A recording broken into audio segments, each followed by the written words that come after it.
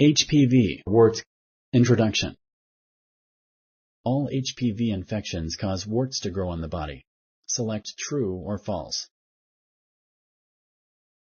Correct.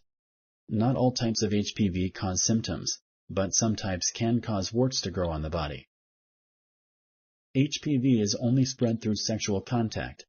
Select true or false.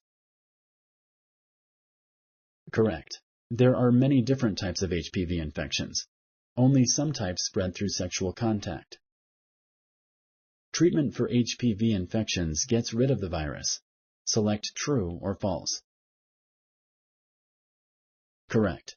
No treatment can get rid of HPV. Treatment focuses on getting rid of warts caused by HPV.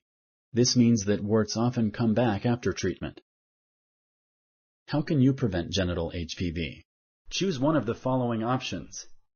1. Abstain from sex or be in a mutually monogamous sexual relationship where both partners are not already infected with the virus. 2. Get vaccinated. 3. Use a latex condom properly. 4. All of the above. Correct. Thank you for using Explain.